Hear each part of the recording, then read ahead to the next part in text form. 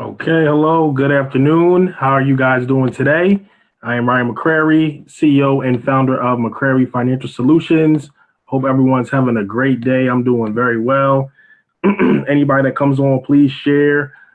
Please share on Facebook, Instagram, YouTube, Twitter, wherever you're at. Please share. If you don't know me already, again, I am Ryan McCrary, the CEO of McCrary Financial Solutions, where we provide financial solutions to the African American community through entrepreneurship, financial literacy, and digital marketing. So I am very happy because if you didn't know already, that April is Financial Literacy Month. April is Financial Literacy Month, so I'm getting a lot of emails, a lot of information. There are a lot of seminars, just a lot of things surrounding financial literacy, which I'm happy about. But at the same time, every month should be financial literacy. So if you think every month should be financial literacy, drop a comment in, especially for Black folks, because we need financial literacy every month. It can't just be for April. It can't just be for 1 month of the year, just like with Black History Month. To me, Black History Month is not just in February. Black History Month is every month. Everyone drop a comment in. Let me know where you are tuning in from. That's how we increase the Facebook algorithm for engagement. So please please drop a heart, please share, put a smiley face, whatever the case may be. Again, I am Ryan McCrary, owner of McCrary Financial Solutions, where we talk about financial literacy every day, not just one month a year. We talk about it every day. Also, if you watch this on the replay, please type replay in, drop a replay in so I know that you watched it. You can put a question, a comment, whatever the case may be. But we definitely need it to be every month. So Cortez, how you doing, King? Absolutely every month. Yes, it definitely should be every month. Like I don't know who decided that April should just be Financial Literacy Month. Now that's good.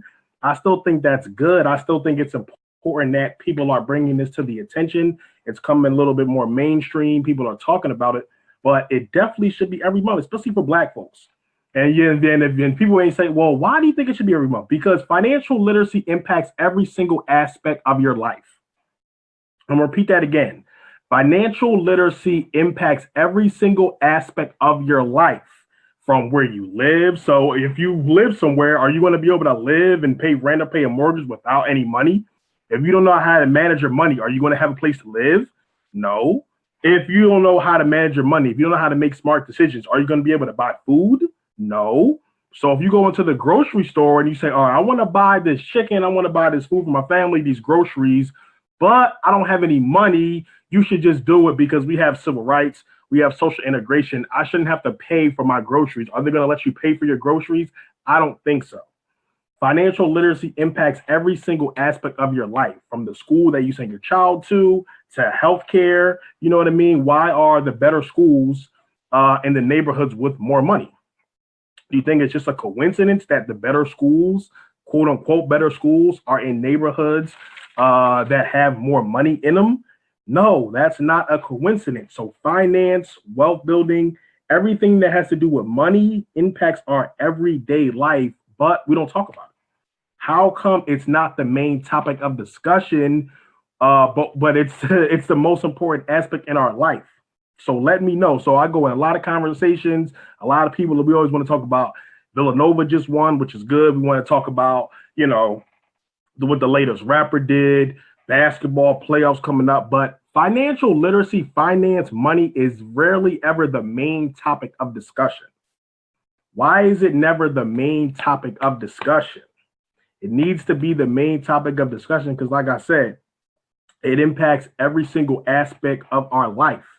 So today I just wanted to talk about, the difference between being a consumer and being a producer. So a lot of people, especially our community, other communities thrive on us just being consumers, just being consumers. So ask yourself, are you a consumer or are you a producer? You may be both, but just ask yourself, are you a consumer or are you a producer? Type it in the comments and let me know if you think you're a consumer or if you think you're a producer. It's okay to be a consumer sometimes, but if you're a consumer all the time, don't be, don't act like you don't know what's going on when you don't have any money. So if you're complaining, if you're crying that you're always broke, you may be consuming too much. So do you think you're a consumer or do you think you're a producer? What is a consumer? Is a consumer that just consumes. As soon as you get paid, what do you do with your money? Do you do that to produce more money for you? Or do you do it just to consume things? When you get paid, are you just consuming entertainment? Are you just consuming a movie? To go out, are you just consuming, material items? Or when you get money, are you using that to produce more money? So are you buying assets? Are you putting it into a property whereas though you could get residual income to produce more money? When you get your money, are you putting it into assets or stocks? If you buy a share of stock, most stocks pay dividends. So are you doing it to produce more money? All right, Camille says both. That's good. Absolutely. I mean, of course, you can't just be a producer. People that are watching this video, you're consuming this video, but I don't want you to just consume my content. I want you to actually do something about it. I was talking to a client earlier, and I was telling her, I was like, I could give you all the investment information, the financial information, but if you don't act on it, it doesn't mean anything. So a lot of people, they get inspired, they may talk to me, I tell them a lot of things, then I follow up with them and they don't act on it. So you can't just talk about it, you can't just consume things, you have to act on it. So Camille, yeah, thank you for saying both. Anybody, if you have any questions or comments, please type them in. Feel free to type them in. I can answer them for you. But we need to be producers, especially for the next generation. For the next generation, our children need to learn how to be producers. Me growing up, I didn't learn about being a producer. I didn't think about being a producer. I was only thinking about being a consumer. And what made me think about this was, with Easter just coming up, when I was little, everybody used to, make a big deal out of having the best Easter clothes, being the flyest, being the best dressed. But we weren't talking about entrepreneurship the way we talk about getting fly. What's the best way to teach children to be producers? I would say entrepreneurship, through entrepreneurship and investing in the stock market, but definitely entrepreneurship. And entrepreneurship, especially for children, it doesn't have to be complicated. It doesn't have to be complicated. Just selling like cookies or selling brownies or selling lemonade or selling candy, that is a very easy way into entrepreneurship. So just, talk to them about producing things, talking about how industries are built. When you take them to the store, to the mall, just tell them, listen, somebody produced all this. When you go into the grocery store, wherever the case may be, you need to just be telling them somebody produced all this. This didn't just come out of thin air. Somebody actually produced all this. So you need to be thinking about producing this, not just going to the mall to consume, not just going to buy things, talking to them about producing things. But yeah, I would say definitely through entrepreneurship, teach kids how to sell, buy low and sell high. Like I said, it could be candy, it could be cookies, it could be brownies, it could be a lemonade stand, just producing a lemonade stand. So if you buy lemons and sugar and water, that produces lemonade. Sugar, lemons, and water will produce lemonade. Nobody's just going to buy lemons and sugar and water separately. They want to buy a glass of lemonade already produced. So just teaching them about, producing things, not just consuming things, because that's the true way that you can build wealth. And that's the way our children are going to get ahead, because as you can see, the job market is only going to continue to get worse. Technology is going to replace jobs. Even the jobs that are out here, most of them don't pay what you should make. So just going forward for our children, they need other options. We don't want our children just to say, all right, go to school, go to college and then look for a job. But then if they can't find a job, or if Trump's son is now the president in 20, 30, 40 years and they can't find a job, we need them to have other options. I see a lot of people out here that making money for them starts and stops with finding a job.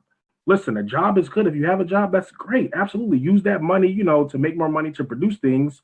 But don't, if you can't find a job, don't let that stop you from feeding your family. Learn how to produce things, whether it's online content. Just putting up a video on YouTube or Facebook is producing something. You're producing content. So just producing content is producing something.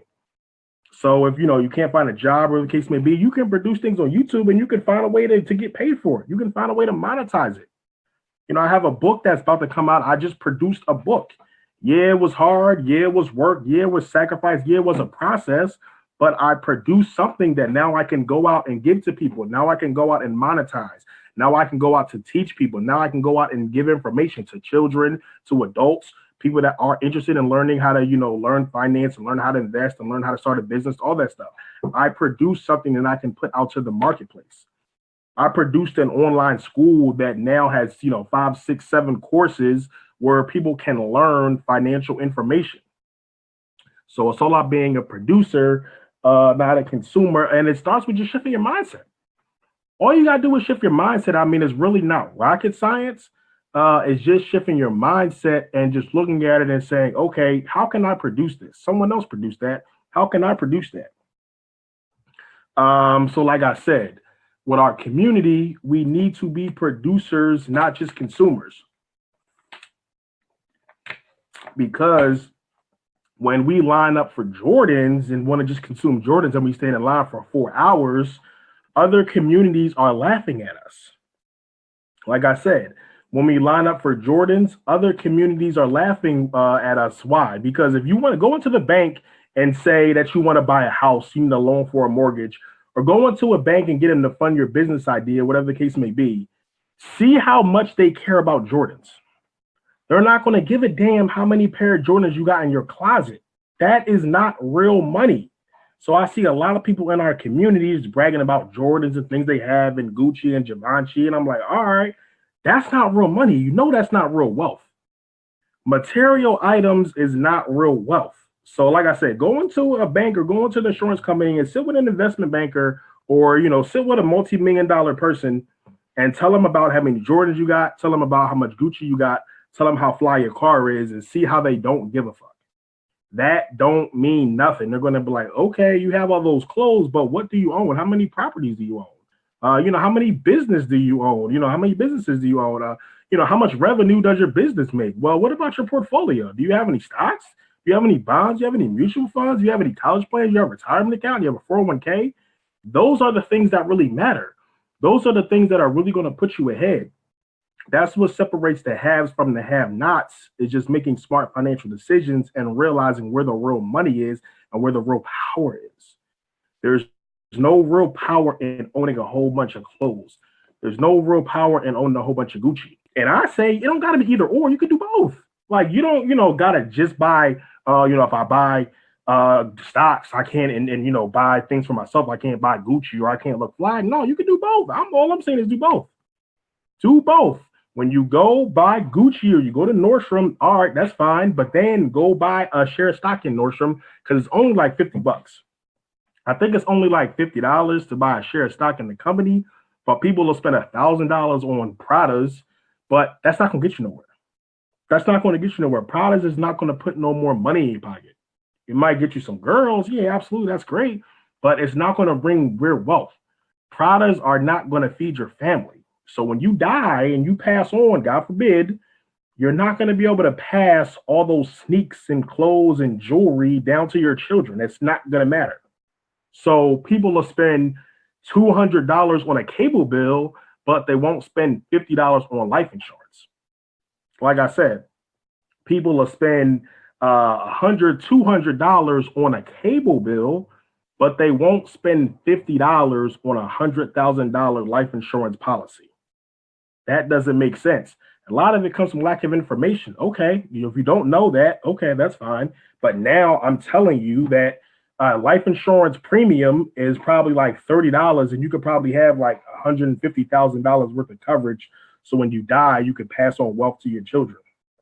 I seen somebody post something earlier.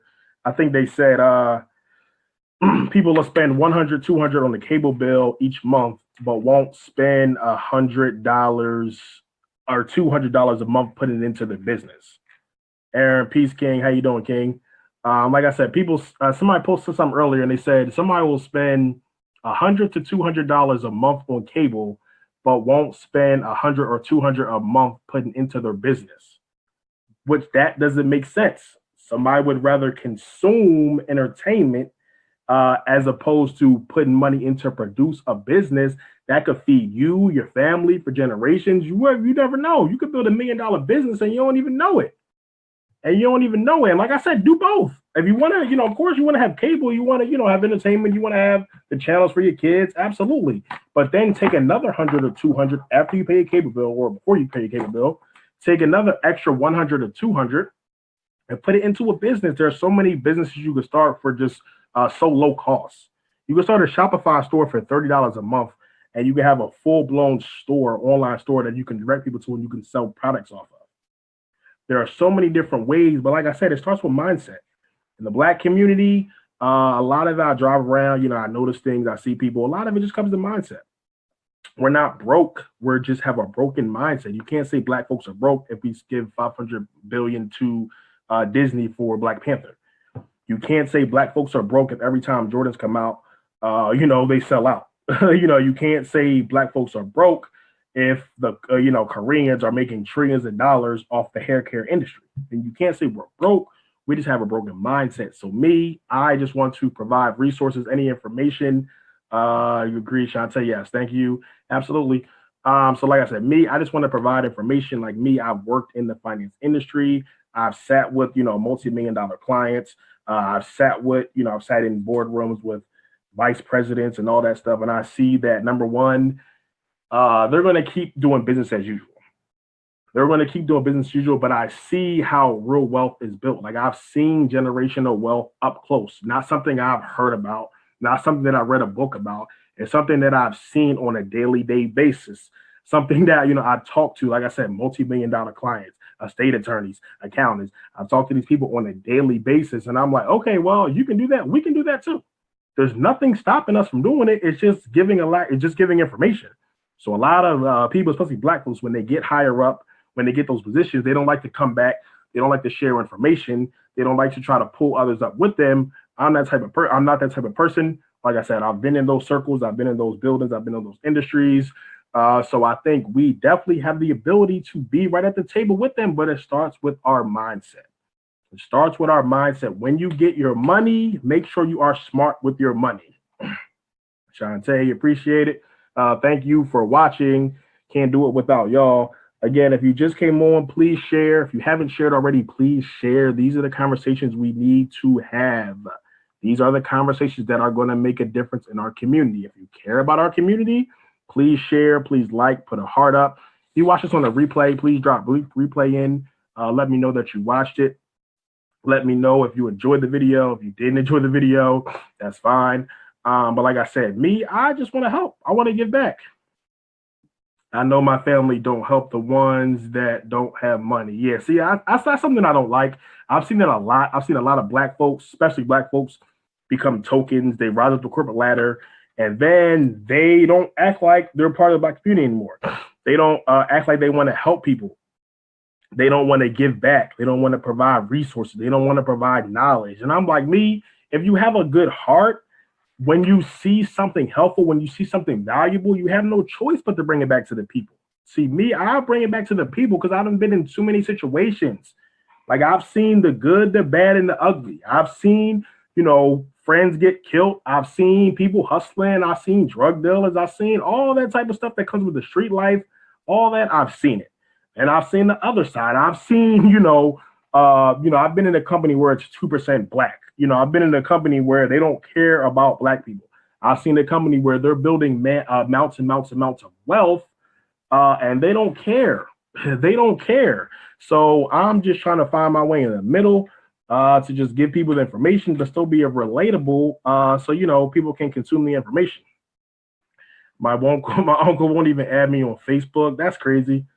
Yeah, that's crazy. I would just say, don't even worry about them. Like seriously, don't. People are just going to be people. That's something that I've noticed too. Like no matter how hard you try to change somebody, no matter how hard you try to work with somebody, whatever, people are just going to be who they are. So all I would say to you is just show him. I've had that when I first started my business. I had family members that I knew, had resources and stuff, and I would contact them and be like, I would contact me. Look, man, I just started a business. Look, you should be proud of me. Any resources you got, anything you can help me with, I'm open to learn. Won't even return my phone calls, won't even help me out, wouldn't do anything for me. But then once the business started popping, once they started seeing things going on, once they started seeing me on social media going live and, you know what I mean, talking to Dr. Boyce and other people, really starting to get my name out there, then they want to be calling me. Oh, let me call you. Let me see what you're doing. Oh, this, that. Let me buy some of your products. Or no, don't call me now. Don't call me now. No one helped me when I started my business. Yes, they definitely will not help you. The family members you think will help you will not help you. They won't even buy nothing from me either. Yeah, I mean, that's just how it is. I've noticed that too. It can be frustrating. It can be challenging. It can, mess up your mindset. But I say keep going. The way you can get back at them is to show them what you're doing. To show once they see you on this platform or TV or whatever the case may be, once the streets start talking, that's when they're gonna be calling you like, damn, trying to get you out for dinner or trying to, whatever the case may be, pick your brain, whatever the case may be. Once the streets start talking, just put things out there. Put things out there, do what you do, start growing your business, build your business. And once that money starts coming in, then they gonna start calling you. People don't believe you till you show them your PayPal account and they be like, oh damn, that's what you're doing. Yeah, that's what I'm doing. So you're welcome, Shantae. That's it for today. I don't want this video to be too long. If anybody, like I said, if you come in and watch on the replay, just type replay in. Let me know you watched it. Put a comment or question in. I'll come back and answer it. If you haven't shared already, definitely share. Share on Facebook, Instagram, YouTube, Twitter, all platforms. Share it on your business platform. Share it in your group. Whatever the case may be. Me personally, like I said, I have a book coming out very soon. I'll let you guys know exactly the release date very, very shortly. It'll be within the next month or so. Month or two. It's working things out, a lot of things on the table. I'll let you know specifically when my book will be released because it's going to be big. It will literally change your life. I gave so many jewels, so much information in this book. You're going to want to get a hold of it. Also, I have a children's financial literacy course because, like I said, I don't just want to talk about it. I want to actually put information out there. So I have a children's financial literacy course strictly for children, about 30 to 35 different topics they all should know as children. What is a consumer? What is a producer? What is a stockbroker? What is a capital gain? What is a dividend? What is a mutual fund? I put all this information together so our children can be financial geniuses, financial gurus. And I personally put all the information together from everything I learned in the financial industry. So it is a children's financial literacy course coming very soon. I'll let you know the exact release date, but you're definitely going to want to get your kids in this, get them on board because that is the future. We got to invest in the future, and the time is now. We got to make the sacrifices. There's no excuses. So that's it for today. Everybody have a great video. Everybody have a great day. Thank you, Shanti, for saying this is a great video. Everybody, like I said, if you come and watch on the replay, just drop replay in, put a comment in. If you haven't shared already, please share. Everybody have a great day.